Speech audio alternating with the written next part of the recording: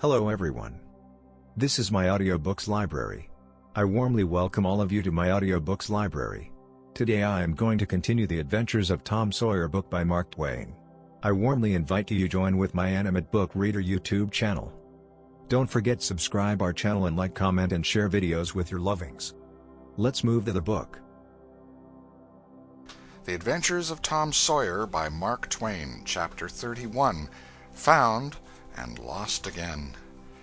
Now, to return to Tom and Becky's share in the picnic, they tripped along the murky aisles with the rest of the company, visiting the familiar wonders of the cave, wonders dubbed with rather over-descriptive names such as the drawing room, the cathedral, Aladdin's palace, and so on. Presently the hide-and-seek frolicking began, and Tom and Becky engaged in it with zeal until the exertion began to grow a trifle wearisome. Then they wandered down a sinuous avenue, holding their candles aloft and reading the tangled webwork of names, dates, post-office addresses, and mottos with which the rocky walls had been frescoed in the candle-smoke. Still drifting along and talking, they scarcely noticed that they were now in a part of the cave whose walls were not frescoed. They smoked their own names under an overhanging shelf and moved on. Presently they came to a place where a little stream of water, trickling over a ledge and carrying a limestone sediment with it, had, in the slow-dragging ages, formed a laced and ruffled Niagara in gleaming and imperishable stone. Tom squeezed his small body behind it in order to illuminate it for Becky's gratification.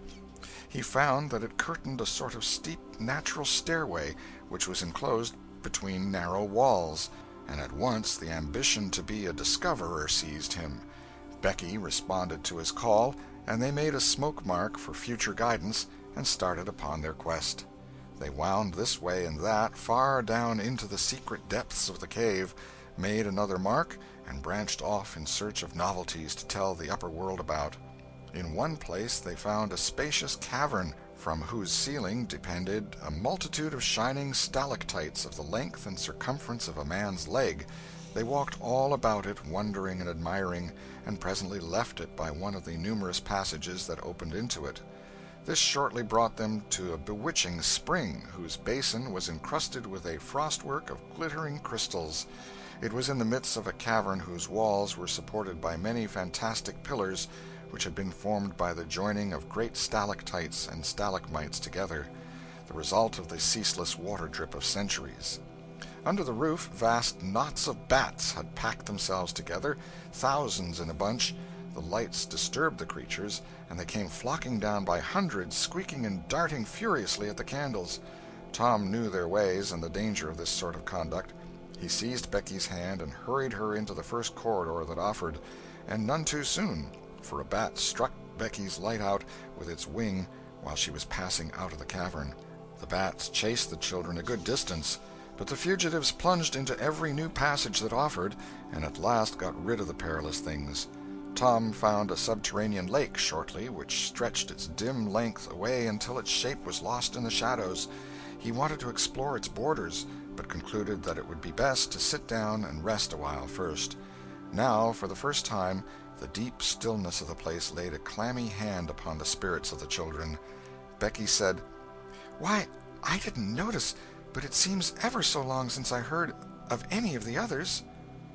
"Come to think, Becky, we are away down below them, and I don't know how far away north or south or east or whichever it is. We couldn't hear them here." Becky grew apprehensive. "I wonder how long we've been down here, Tom. We better start back." "Yes, I reckon we better. Perhaps we better. Can you find the way, Tom? It's all a mixed-up crookedness to me." "I reckon I could find it, but then the bats. If they put both of our candles out, it will be an awful fix.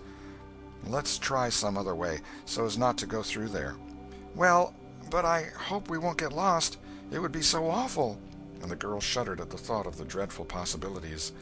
They started through a corridor and traversed it in silence a long way, glancing at each new opening to see if there was anything familiar about the look of it, but they were all strange. Every time Tom made an examination, Becky would watch his face for an encouraging sign, and he would say cheerily, "Oh, it's all right. This ain't the one, but we'll come to it right away."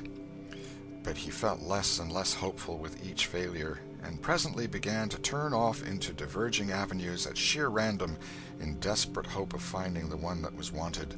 He still said it was all right, but there was such a leaden dread at his heart that the words had lost their ring and sounded just as if he had said, "All is lost."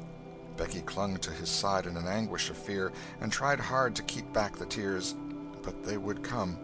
At last she said, "Oh, Tom, never mind the bats. Let's go back that way. We seem to get worse and worse off all the time." Tom stopped. "Listen," said he. Profound silence. Silence so deep that even their breathings were conspicuous in the hush. Tom shouted. The call went echoing down the empty aisles and died out in the distance in a faint sound that resembled a ripple of mocking laughter. "Oh, don't do it again, Tom. It is too horrid," said Becky. "It is horrid, but I better, Becky. They might hear us, you know." And he shouted again. The might was even a chillier horror than the ghostly laughter. It so confessed a perishing hope. The children stood still and listened, but there was no result. Tom turned upon the back track at once and hurried his steps. It was but a little while before a certain indecision in his manner revealed another fearful fact to Becky. He could not find his way back. "Oh, Tom, you didn't make any marks." "Becky, I was such a fool, such a fool. I never thought we might want to come back. No, I can't find the way. It's all mixed up." Tom, we're lost. We're lost. We never can get out of this awful place. Oh, why did we ever leave the others?"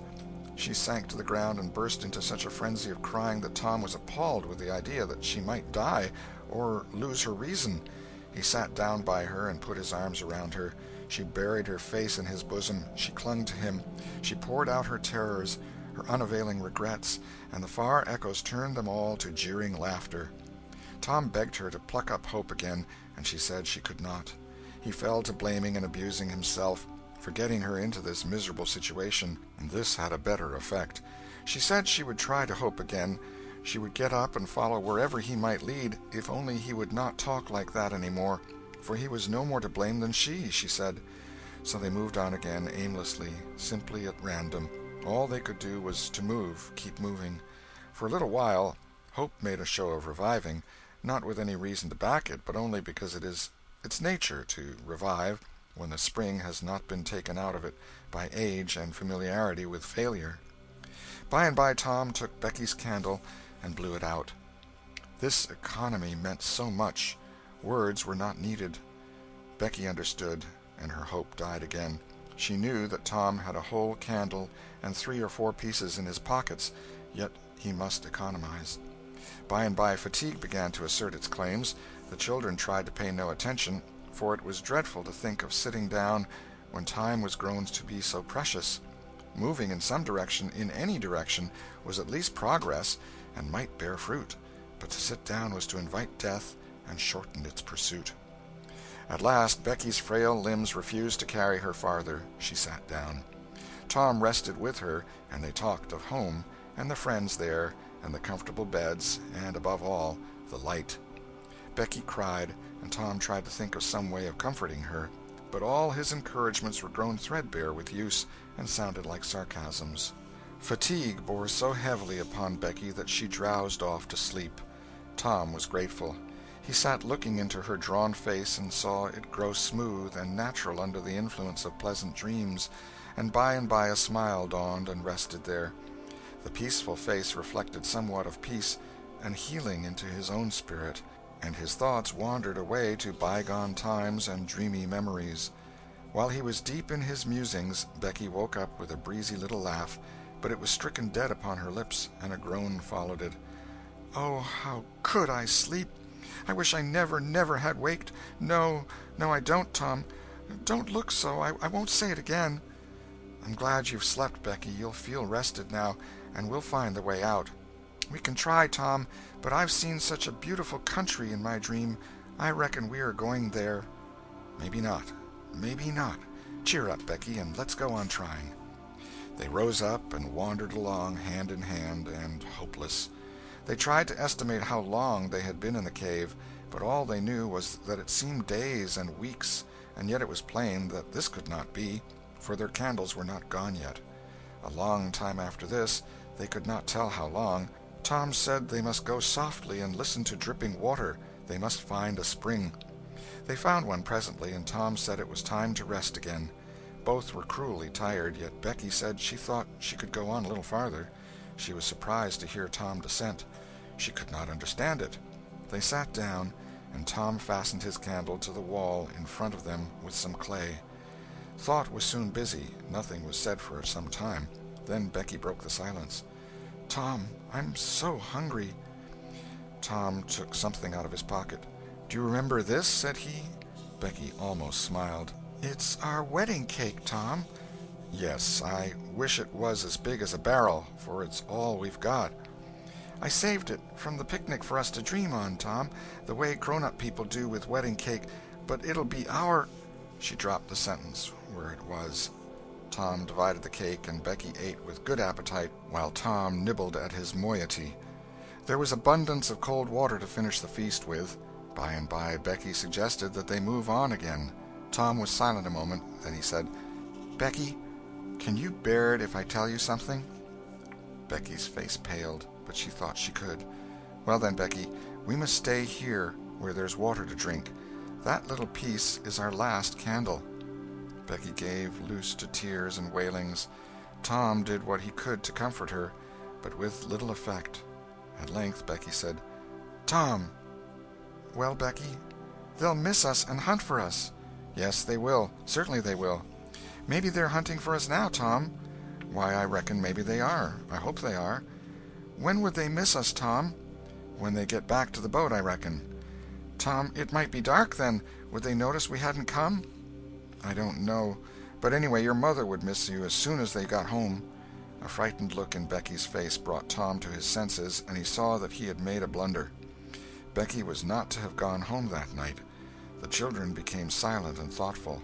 In a moment a new burst of grief from Becky showed Tom that the thing in his mind had struck hers also, that the Sabbath morning might be half spent before Mrs. Thatcher discovered that Becky was not at Mrs. Harper's.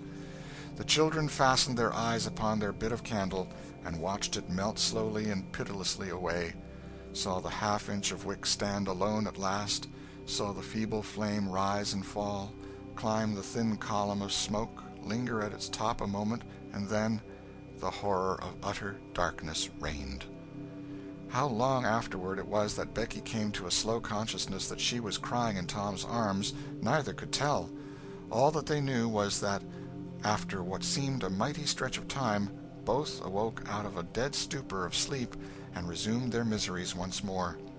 Tom said it might be Sunday now, maybe Monday. He tried to get Becky to talk, but her sorrows were too oppressive. All her hopes were gone.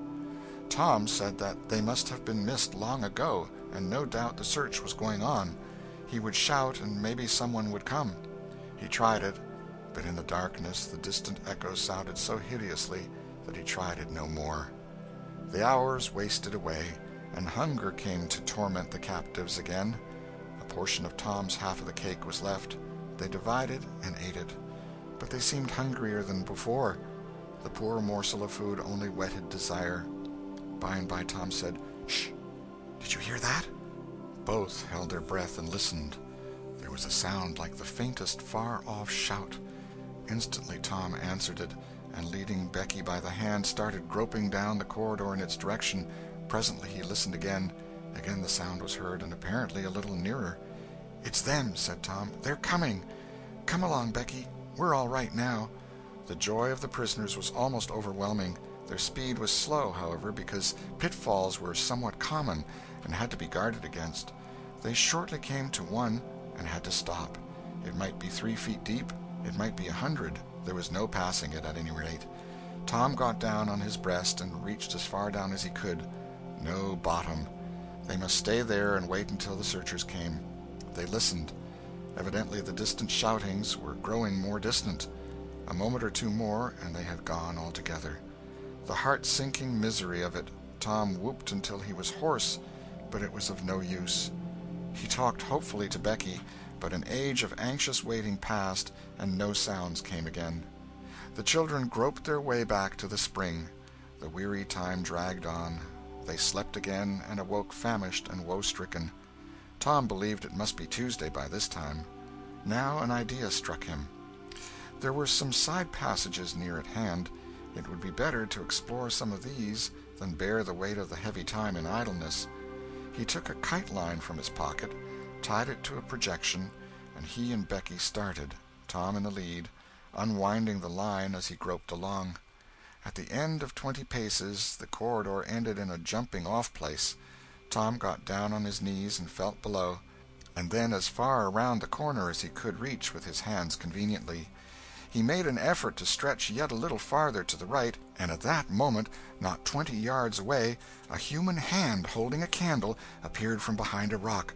Tom lifted up a glorious shout, and instantly that hand was followed by the body it belonged to. Injun Joe's! Tom was paralyzed. He could not move. He was vastly gratified the next moment to see the Spaniard take to his heels and get himself out of sight. Tom wondered that Joe had not recognized his voice and come over and killed him for testifying in court. But the echoes must have disguised the voice. Without doubt that was it, he reasoned. Tom's fright weakened every muscle in his body. He said to himself that if he had strength enough to get back to the spring he would stay there, and nothing should tempt him to run the risk of meeting Injun Joe again. He was careful to keep from Becky what it was he had seen. He told her he had only shouted for luck. But hunger and wretchedness rise superior to fears in the long run. Another tedious wait at the spring and another long sleep brought changes. The children awoke tortured with a raging hunger. Tom believed that it must be Wednesday or Thursday or even Friday or Saturday now, and that the search had been given over. He proposed to explore another passage. He felt willing to risk Injun Joe and all other terrors. But Becky was very weak. She had sunk into a dreary apathy and would not be roused. She said she would wait, now, where she was, and die. It would not be long. She told Tom to go with his kite-line and explore if he chose, but she implored him to come back every little while and speak to her, and she made him promise that when the awful time came he would stay by her and hold her hand until all was over. Tom kissed her with a choking sensation in his throat, and made a show of being confident of finding the searchers or an escape from the cave. Then he took the kite-line in his hand and went groping down one of the passages on his hands and knees, distressed with hunger and sick with bodings of coming doom. End of Chapter 31. Chapter 32. Turn out! They're found! Tuesday afternoon came and waned to the twilight. The village of St. Petersburg still mourned. The lost children had not been found. Public prayers had been offered up for them, and many a private prayer that had the petitioner's whole heart in it, but still no good news came from the cave. The majority of the searchers had given up the quest and gone back to their daily vocations, saying that it was plain the children could never be found. Mrs. Thatcher was very ill, and a great part of the time delirious.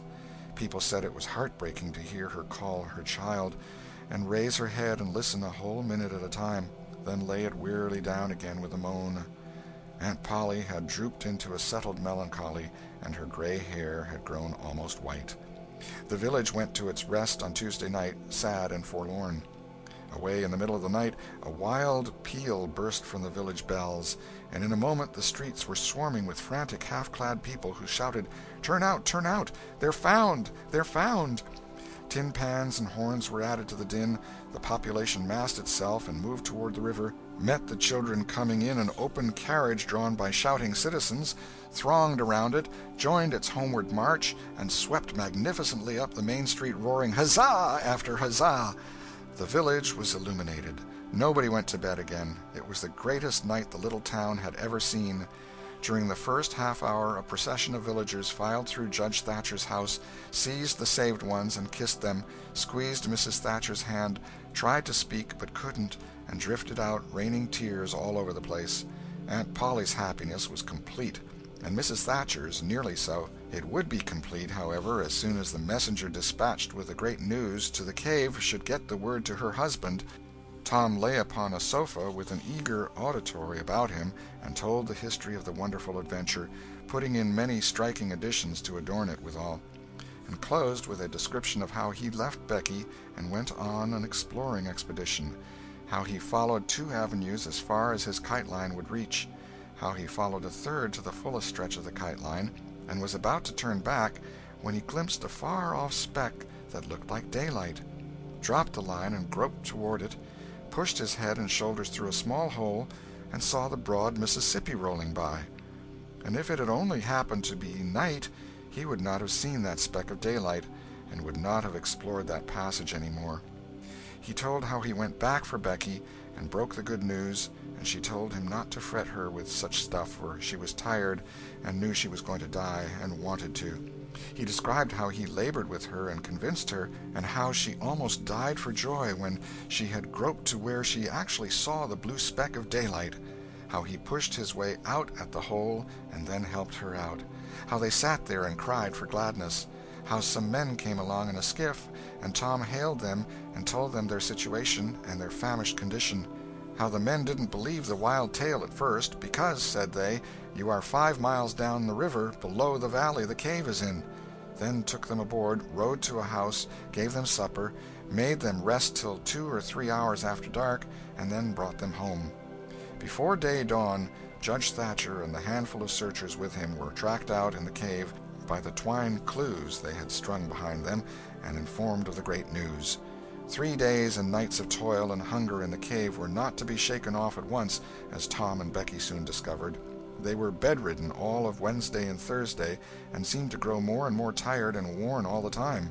Tom got about a little on Thursday, was downtown Friday, and nearly as whole as ever Saturday, but Becky did not leave her room until Sunday, and then she looked as if she had passed through a wasting illness. Tom learned of Huck's sickness and went to see him on Friday, but could not be admitted to the bedroom. Neither could he on Saturday or Sunday. He was admitted daily after that, but was warned to keep still about his adventure and introduce no exciting topic. The widow Douglas stayed by to see that he obeyed. At home, Tom learned of the Cardiff Hill event, also that the ragged man's body had eventually been found in the river near the ferry landing. He had been drowned while trying to escape, perhaps. About a fortnight after Tom's rescue from the cave, he started off to visit Huck, who had grown plenty strong enough now to hear exciting talk, and Tom had some that would interest him, he thought. Judge Thatcher's house was on Tom's way, and he stopped to see Becky. The judge and some friends set Tom to talking, and someone asked him ironically if he wouldn't like to go to the cave again. Tom said he thought he wouldn't mind it. The judge said, "Well, there are others just like you, Tom. I've not the least doubt. But we have taken care of that. Nobody will get lost in that cave any more." "Why?" "Because I had its big door sheathed with boiler iron 2 weeks ago, and triple locked, and I've got the keys." Tom turned as white as a sheet. "What's the matter, boy? Here, run somebody. Fetch a glass of water." The water was brought and thrown into Tom's face. "Ah, now you're all right. What was the matter with you, Tom?" "Oh, Judge, Injun Joe's in the cave." End of chapter 32. Chapter 33. The Fate of Injun Joe. Within a few minutes the news had spread, and a dozen skiff-loads of men were on their way to McDougal's cave, and the ferry-boat, well filled with passengers, soon followed. Tom Sawyer was in a skiff that bore Judge Thatcher.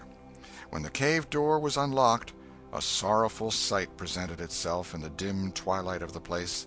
Injun Joe lay stretched upon the ground, dead, with his face close to the crack of the door, as if his longing eyes had been fixed to the latest moment upon the light and the cheer of the free world outside. Tom was touched, for he knew by his own experience how this wretch had suffered. His pity was moved, but nevertheless he felt an abounding sense of relief and security now, which revealed to him in a degree which he had not fully appreciated before how vast a weight of dread had been lying upon him since the day he lifted his voice against this bloody-minded outcast. Injun Joe's bowie knife lay close by, its blade broken in two. The great foundation beam of the door had been chipped and hacked through with tedious labor.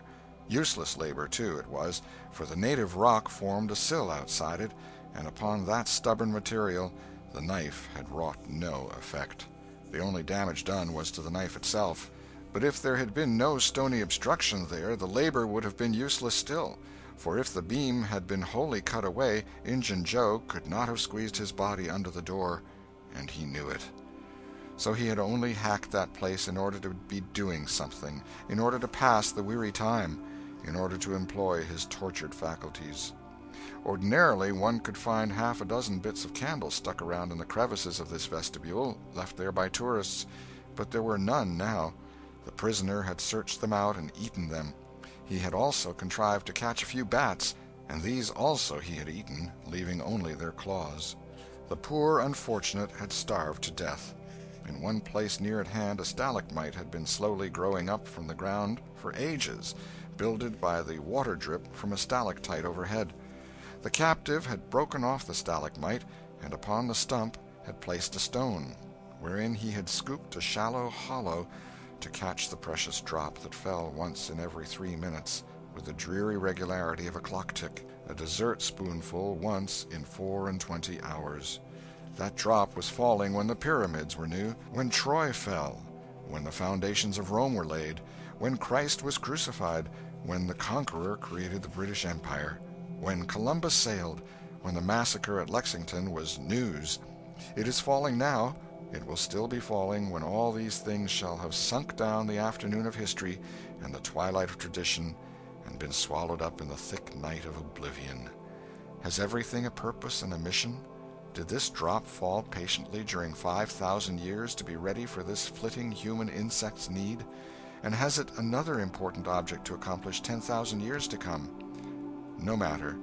It is many and many a year since the hapless half-breed scooped out the stone to catch the priceless drops, but to this day the tourist stares longest at that pathetic stone and that slow-dropping water when he comes to see the wonders of McDougal's cave. Injun Joe's cup stands first in the list of the cavern's marvels. Even Aladdin's palace cannot rival it. Injun Joe was buried near the mouth of the cave, and people flocked there in boats and wagons from the towns and from all the farms and hamlets for 7 miles around.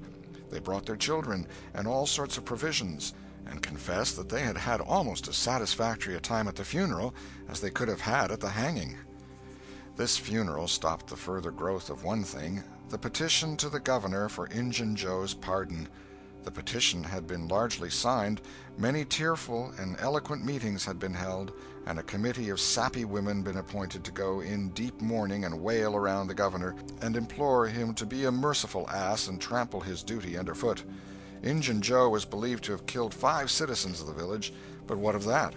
If he had been Satan himself, there would have been plenty of weaklings ready to scribble their names to a pardon petition and drip a tear on it from their permanently impaired and leaky waterworks.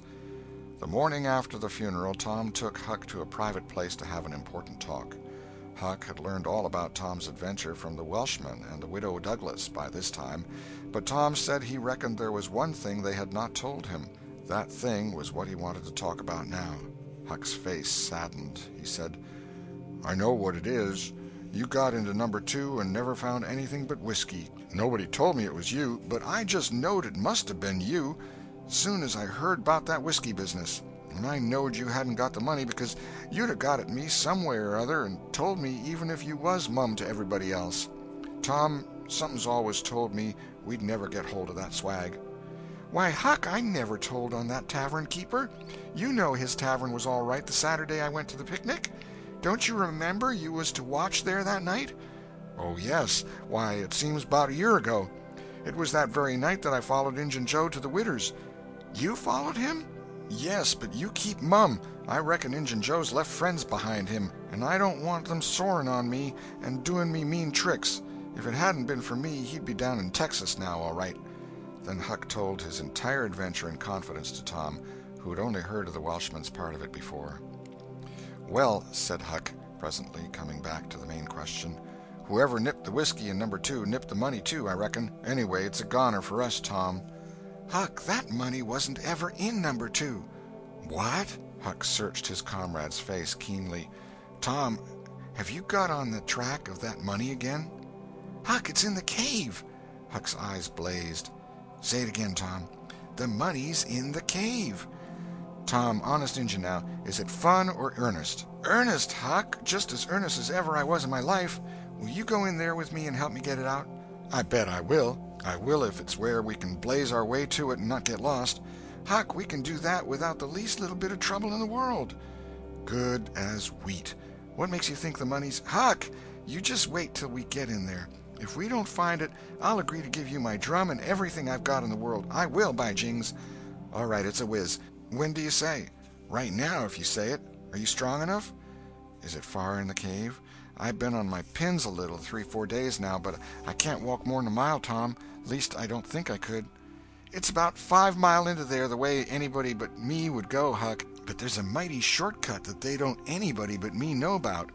Huck, I'll take you right to it in a skiff. I'll float the skiff down there, and I'll pull it back again all by myself. You needn't ever turn your hand over." "Let's start right off, Tom." "All right. We want some bread and meat and our pipes, and a little bag or two, and 2 or 3 kite strings, and some of these newfangled things they call lucifer matches. I tell you, many's the time I wished I had some when I was in there before." A trifle after noon the boys borrowed a small skiff from a citizen who was absent, and got under way at once. When they were several miles below Cave Hollow, Tom said, "Now, you see this bluff here looks all alike all the way down from the cave hollow? No houses, no wood yards, bushes all alike. But do you see that white place up there where there's been a landslide? Well, that's one of my marks. We'll get ashore now." They landed. "Now, Huck, where we're a-standing, you could touch that hole I got out of with a fishing pole. See if you can find it." Huck searched all the place about and found nothing. Tom proudly marched into a thick clump of sumac bushes and said, "Here you are. Look at it, Huck. It's the snuggest hole in this country. You just keep mum about it. All along I've been wanting to be a robber, but I knew I'd got to have a thing like this, and where to run across it was the bother. We've got it now, and we'll keep it quiet. Only we'll let Joe Harper and Ben Rogers in, because of course there's got to be a gang, or else there wouldn't be any style about it. Tom Sawyer's gang. It sounds splendid, don't it, Huck?" "Well, it just does, Tom. And who'll we rob?" "Oh, most anybody. Waylay people, that's mostly the way." "And kill them?" "No, not always. Hive them in the cave till they raise a ransom." "What's a ransom?" "Money. You make them raise all they can, often their friends, and after you kept them a year, if it ain't raised, then you kill them. That's the general way, only you don't kill the women. You shut up the women, but you don't kill them. They're always beautiful and rich and awfully scared. You take their watches and things, but you always take your hat off and talk polite. They ain't anybody as polite as robbers. You'll see that in any book. Well, the women get to loving you, and after they've been in the cave a week or 2 weeks, they stop crying, and after that you couldn't get them to leave. If you drove them out, they'd turn right around and come back. It's so in all the books." "Why, it's really bully, Tom. I believe it's better'n to be a pirate." "Yes, it's better in some ways, because it's close to home and circuses and all that." By this time everything was ready, and the boys entered the hole, Tom in the lead. They toiled their way to the farther end of the tunnel, then made their spliced kite strings fast, and moved on. A few steps brought them to the spring, and Tom felt a shudder quiver all through him. He showed Huck the fragment of candlewick perched on a lump of clay against the wall, and described how he and Becky had watched the flames struggle and expire. The boys began to quiet down to whispers now, for the stillness and gloom of the place oppressed their spirits. They went on, and presently entered and followed Tom's other corridors until they reached the jumping-off place. The candles revealed the fact that it was not really a precipice, but only a steep clay hill 20 or 30 feet high. Tom whispered, "Now I'll show you something, Huck." He held his candle aloft and said, "Look as far around the corner as you can. Do you see that? There, on the big rock over yonder, down with the candle smoke." "Tom, it's a cross." "Now, where's your number 2? Under the cross, hey? Right yonder's where I saw Injun Joe poke up his candle, Huck." Huck stared at the mystic sign a while, and then said with a shaky voice, "Tom, let's get out of here." "What? And leave the treasure?" "Yes, leave it. Injun Joe's ghost is round about there certain." "No, it ain't, Huck, no, it ain't. It would haunt the place where he died, way out at the mouth of the cave, 5 miles from here." "No, Tom, it wouldn't. It would hang around the money. I know the ways of ghosts, and so do you." Tom began to fear that Huck was right. Misgivings gathered in his mind, but presently an idea occurred to him. "Look here, Tuck, what fools we're making of ourselves. Injun Joe's ghost ain't a-going to come round where there's a cross." The point was well taken. It had its effect. "Tom, I didn't think of that. But that's so. It's luck for us, that cross is. I reckon we'll climb down there and have a hunt for that box." Tom went first, cutting rude steps in the clay hill as he descended. Huck followed. 4 avenues opened out of the small cavern which the great rock stood in. The boys examined 3 of them with no result. They found a small recess in the one nearest the base of the rock, with a pallet of blankets spread down in it.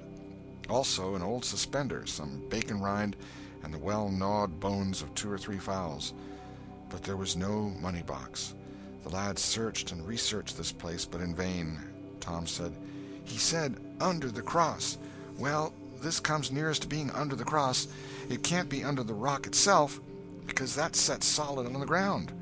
They searched everywhere once more, and then sat down discouraged. Huck could suggest nothing. By and by Tom said, "Looky here, Huck, there's footprints and some candle grease on the clay about one side of this rock, but not on the other sides. Now, what's that for?" "I bet you the money is under the rock. I'm going to dig in the clay." "That ain't no bad notion, Tom," said Huck with animation. Tom's real Barlow was out at once, and he had not dug 4 inches before he struck wood. "Hey, Huck, you hear that?" Huck began to dig and scratch now. Some boards were soon uncovered and removed. They had concealed a natural chasm which led under the rock. Tom got into this and held his candle as far under the rock as he could, but said he could not see to the end of the rift. He proposed to explore. He stooped and passed under. The narrow way descended gradually. He followed its winding course, first to the right and then to the left, Huck at his heels. Tom turned a short curve by and by and exclaimed, "My goodness, Huck, looky here!" It was the treasure box, sure enough, occupying a snug little cavern, along with an empty powder keg, a couple of guns in leather cases, 2 or 3 pairs of old moccasins, a leather belt, and some other rubbish well soaked with the water drip. "Got it at last," said Huck, plowing among the tarnished coins with his hands. "My, but we're rich, Tom." "Huck, I always reckoned we'd get it. It's just too good to believe, but we have got it, sure. Say, let's not fool around here. Let's snake it out. Let me see if we can lift the box." It weighed about 50 pounds. Tom could lift it after an awkward fashion, but could not carry it conveniently. "I thought so," he said. "They carried it like it was heavy, that day at the haunted house. I noticed that. I reckon I was right to think of fetching the little bags along." The money was soon in the bags, and the boys took it up to the cross rock. "Now let's fetch the guns and things," said Huck. "No, Huck, leave them there. They're just the tricks to have when you go to robbing. We'll keep them there all the time, and we'll hold our orgies there, too. It's an awful snug place for orgies." "What's orgies?" "I don't know, but robbers always have orgies, and of course we've got to have them, too. Come along, Huck. We've been in here a long time. It's getting late, I reckon. I'm hungry, too. We'll eat and smoke when we get to the skiff." They presently emerged into the clump of sumac bushes, looked warily about, found the coast clear, and were soon lunching and smoking in the skiff.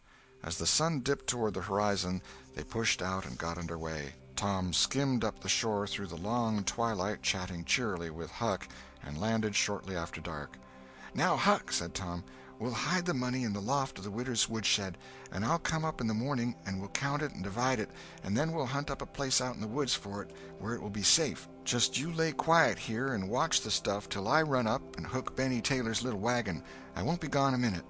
He disappeared, and presently returned with the wagon, put the 2 small sacks into it, threw some old rags on top of them, and started off, dragging his cargo behind him.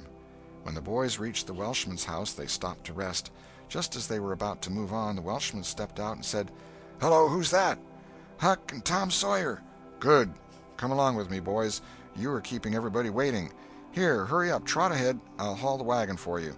Why, it's not as light as it might be. Got bricks in it? Or old metal?" "Old metal," said Tom.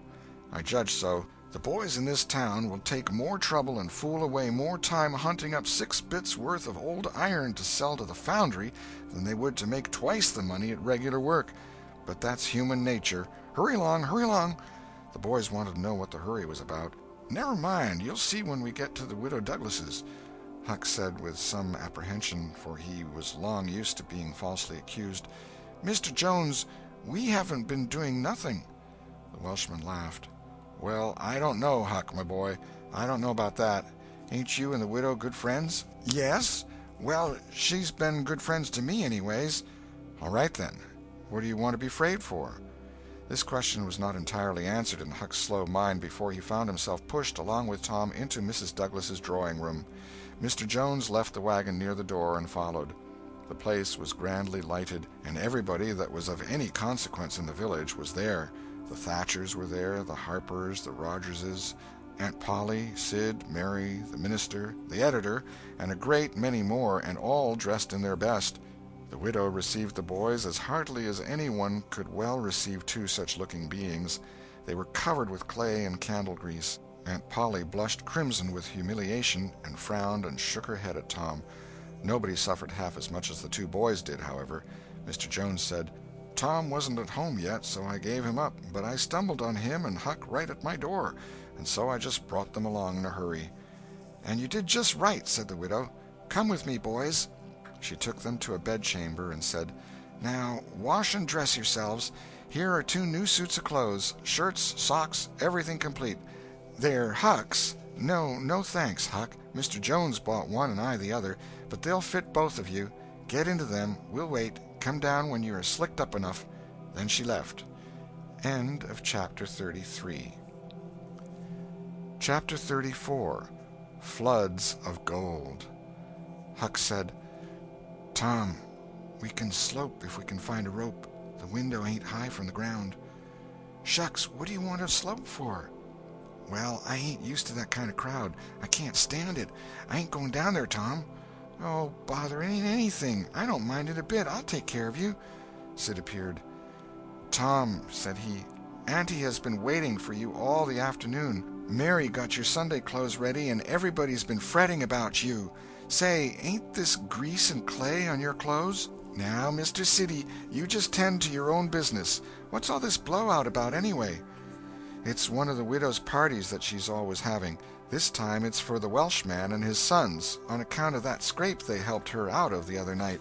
And say, I can tell you something, if you want to know." "Well, what?" "Why, old Mr. Jones is going to try to spring something on the people here tonight, but I overheard him tell Auntie today about it, as a secret, but I reckon it's not much of a secret now. Everybody knows, the widder too, for all she tries to let on she don't. Mr. Jones was bound Huck should be here, couldn't get along with his grand secret without Huck, you know." "Secret about what, Sid?" "About Huck tracking the robbers to the widow's. I reckon Mr. Jones was going to make a grand time over his surprise, but I bet you it will drop pretty flat." Sid chuckled in a very contented and satisfied way. "Sid, was it you that told?" "Oh, never mind who it was. Somebody told, that's enough. Sid, there's only one person in this town mean enough to do that, and that's you. If you'd been in Huck's place, you'd have sneaked down the hill and never told anybody on the robbers. You can't do any but mean things, and you can't bear to see anybody praised for doing good ones. There, no thanks, as the widow says," and Tom cuffed Sid's ears and helped him to the door with several kicks. "Now go and tell Auntie if you dare, and tomorrow you'll catch it." Some minutes later the widow's guests were at the supper table, and a dozen children were propped up at little side tables in the same room, after the fashion of that country and that day. At the proper time Mr. Jones made his little speech, in which he thanked the widow for the honor she was doing himself and his sons, but said that there was another person whose modesty, and so forth and so on. He sprung his secret about Huck's share in the adventure in the finest dramatic manner he was master of, but the surprise it occasioned was largely counterfeit, and not as clamorous and effusive as it might have been under happier circumstances. However, the widow made a pretty fair show of astonishment, and heaped so many compliments and so much gratitude upon Huck that he almost forgot the nearly intolerable discomfort of his new clothes in the entirely intolerable discomfort of being set up as a target for everybody's gaze and everybody's laudations. The widow said she meant to give Huck a home under her roof and have him educated, and that when she could spare the money she would start him in business in a modest way. Tom's chance was come. He said, "Huck don't need it. Huck's rich." Nothing but a heavy strain upon the good manners of the company kept back the due and proper complimentary laugh at this pleasant joke, but but the silence was a little awkward. Tom broke it. "Huck's got money. Maybe you don't believe it, but he's got lots of it. Oh, you needn't smile. I reckon I can show you. You just wait a minute." Tom ran out of doors. The company looked at each other with a perplexed interest and inquiringly at Huck, who was tongue-tied. "Sid, what ails Tom?" said Aunt Polly. Well, there ain't ever any making of that boy out. I never—" Tom entered, struggling with the weight of his sacks, and Aunt Polly did not finish her sentence. Tom poured the mass of yellow coins upon the table and said, "There! What did I tell you? Half of it's Huck's and half of it's mine." The spectacle took the general breath away. All gazed. Nobody spoke for a moment. Then there was a unanimous call for an explanation. Tom said he could furnish it, and he did. The tale was long, but brimful of interest. There was scarcely an interruption from any one to break the charm of its flow. When he had finished, Mr. Jones said, "I thought I had fixed up a little surprise for this occasion, but it don't amount to anything now. This one makes it sing mighty small, I'm willing to allow." The money was counted. The sum amounted to a little over $12,000. It was more than anyone present had ever seen at one time before, though several persons were there who were worth considerably more than that in property. End of Chapter 34. Chapter 35. Respectable Huck Joins the Gang.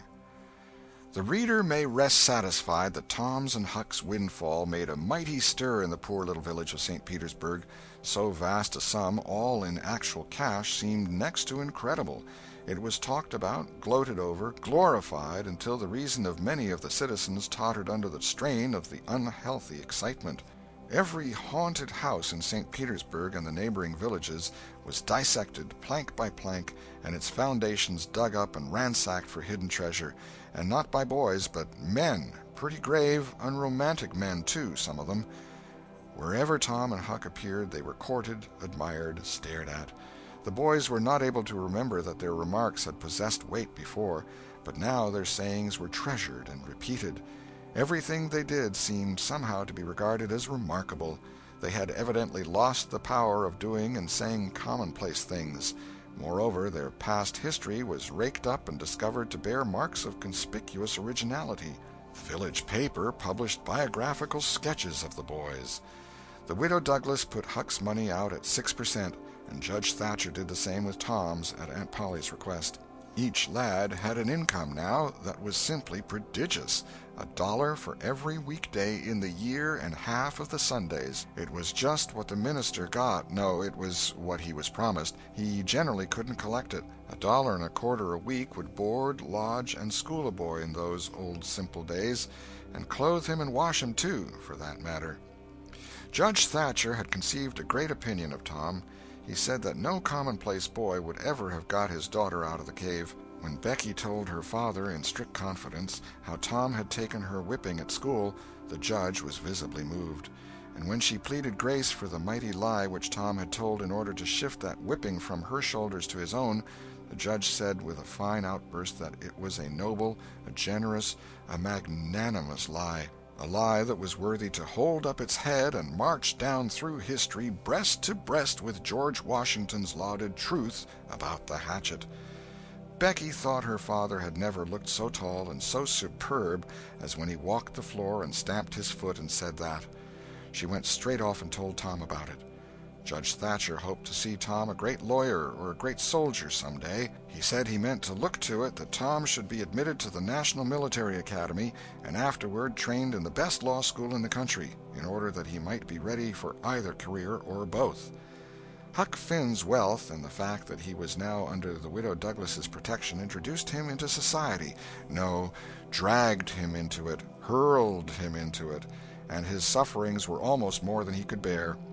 The widow's servants kept him clean and neat, combed and brushed, and they bedded him nightly in unsympathetic sheets that had not one little spot or stain which he could press to his heart and know for a friend. He had to eat with knife and fork, and had to use napkin, cup, and plate. He had to learn his book. He had to go to church. He had to talk so properly that speech was become insipid in his mouth. Whithersoever he turned, the bars and shackles of civilization shut him in and bound him hand and foot. He bravely bore his miseries 3 weeks, and then one day turned up missing. For 48 hours the widow hunted for him everywhere in great distress. The public were profoundly concerned.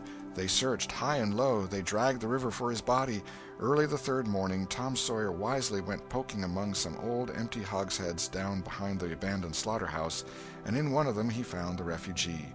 Huck had slept there. He had just breakfasted upon some stolen odds and ends of food, and was lying off now in comfort with his pipe.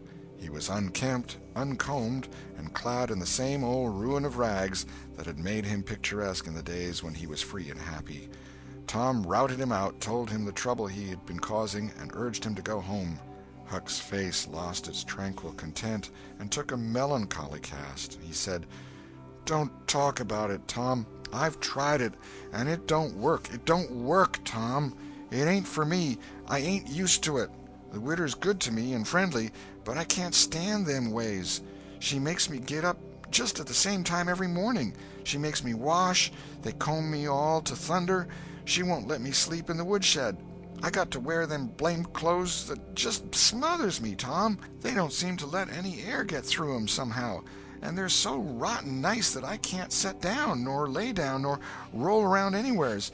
I ain't slid on a cellar door for, well, it 'pears to be years. I got to go to church and sweat and sweat. I hate them ornery sermons. I can't catch a fly in there. I can't chaw. I got to wear shoes all Sunday. The widder eats by a bell. She goes to bed by a bell. She gets up by a bell. Everything's so awful regular a body can't stand it. Well, everybody does that, Huck." "Tom, it don't make no difference. I ain't everybody, and I can't stand it. It's awful to be tied up so, and grub comes too easy. I don't take no interest in victuals that way. I got to ask to go a-fishing. I got to ask to go in a-swimming. Derned if I hain't got to ask to do everything. Well, I'd got to talk so nice it wasn't no comfort. I'd got to go up in the attic and rip out a while every day to get a taste in my mouth, or I'd have died, Tom. The widder wouldn't let me smoke. She wouldn't let me yell. She wouldn't let me gape, nor stretch, nor scratch before folks."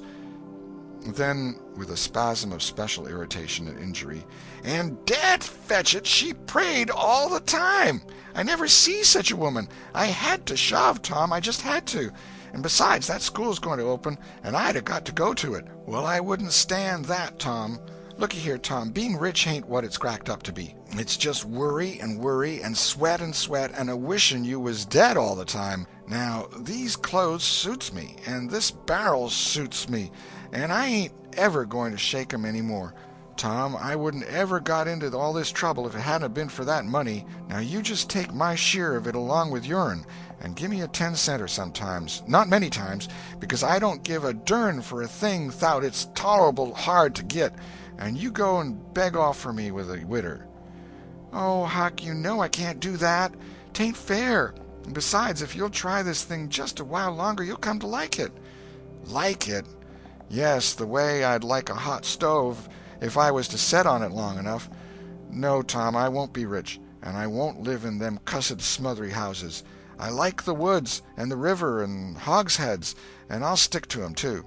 Blame it all, just as we've got guns and a cave and all just fixed to rob, here this dern foolishness has got to come up and spile it all." Tom saw his opportunity. "Looky here, Huck, being rich ain't going to keep me back from turning robber." "No? Oh, good licks. Are you in real deadwood earnest, Tom?" "Just as dead earnest as I'm a-sitting here. But, Huck, we can't let you into the gang if you ain't respectable, you know." Huck's joy was quenched. "Can't let me in, Tom? Didn't you let me go for a pirate?" "Yes, but that's different. A robber is more high-toned than what a pirate is, as a general thing. In most countries they're awful high up in the nobility, dukes and such. Now, Tom, hain't you always been friendly to me? You wouldn't have shut me out, would you, Tom? You wouldn't do that, now, would you, Tom?" "Huck, I wouldn't want to, and I don't want to, but what would people say? Why, they'd say, 'Humph, Tom Sawyer's gang, pretty low characters in it.' They'd mean you, Huck. You wouldn't like that, and I wouldn't." Huck was silent for some time, engaged in a mental struggle, and finally he said, "Well, I'll go back to the widder for a month and tackle it and see if I can come to stand it. if you'll let me belong to the gang, Tom." "All right, Huck, it's a whiz. Come along, old chap, and I'll ask the widder to let up on you a little, Huck. Will you, Tom, now, will you? That's good. If she'll let up on some of the roughest things, I'll smoke private and cuss private and crowd through or bust. When you going to start the gang and turn robbers?" "Oh, right off. We'll get the boys together and have the initiation tonight, maybe." "Have the which?" "Have the initiation." "What's that?" "It's to swear to stand by one another and never tell the gang secrets, even if you're chopped all to flinders, and kill anybody and all his family that hurts one of the gang." "That's gay. That's mighty gay, Tom, I tell you." "Well, I bet it is. And all that swearing's got to be done at midnight in the lonesomest, awfulest place you can find. A haunted house is the best, and they're all ripped up now." "Well, midnight's good, anyway, Tom." "Yes, so it is. And you've got to swear on a coffin and sign it with blood." "Now that's something like. Why, it's a million times bullier than pirating. I'll stick to the widder till I rot, Tom, and if I get to be regular ripper of a robber, and everybody talking about it, I reckon she'll be proud she snaked me in out of the wet." Conclusion.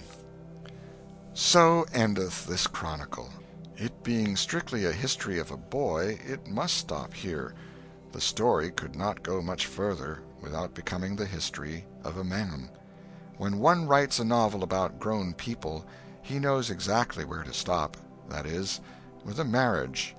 But when he writes of juveniles, he must stop where he best can. Most of the characters that perform in this book still live, and are prosperous and happy. Some day it may seem worthwhile to take up the story of the younger ones again, and see what sort of men and women they turned out to be. Therefore it will be wisest not to reveal any of that part of their lives at present. The End. This is the end of The Adventures of Tom Sawyer by Mark Twain.